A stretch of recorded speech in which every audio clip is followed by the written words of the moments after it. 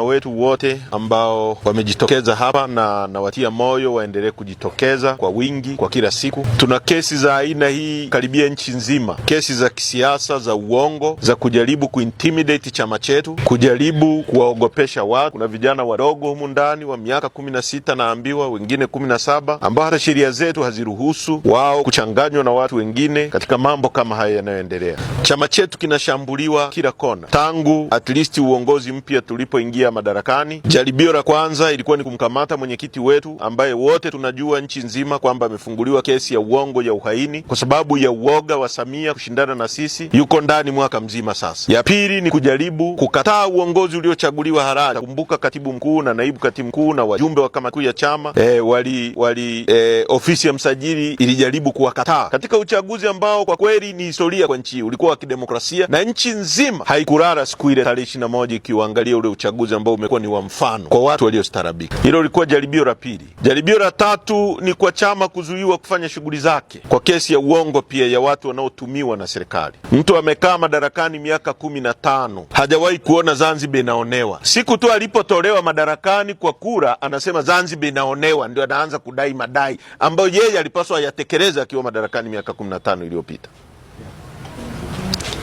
Zuio la mahakama limeisha muda wake kwa mujibu wa sheria ambao ni miezi 6, lakini bado chama chetu kinazuiliwa kufanya shughuli zake za kisiasa. Hilo ni jaribio la 5 na la 6. Wanachama wetu nchi nzima wanatekwa, wengine wako ndani. Tunazungumza hapa Bunda, kuna watu Tarime, kuna watu Magu, kuna watu Mwanza, kuna watu Dar es Salaam. Hii yote ni kuwatisheni nyie muogope, mrudi nyuma. Na sisi tunamwambia Samia, hatuwezi kuogopa na hatumuogopi na hatuogopi serikali yake na tutawashinda. Kwa hiyo huu ni ushuhuda mwingine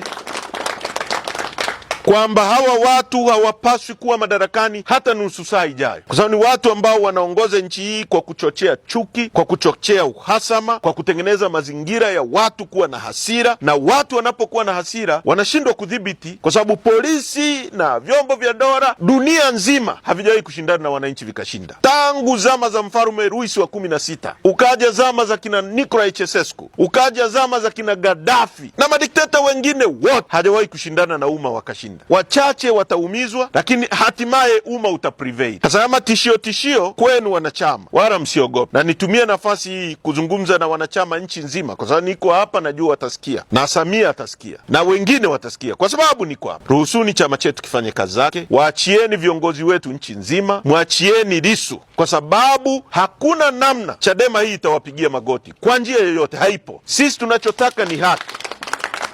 Hatutaki mtu yoyote atupendelee.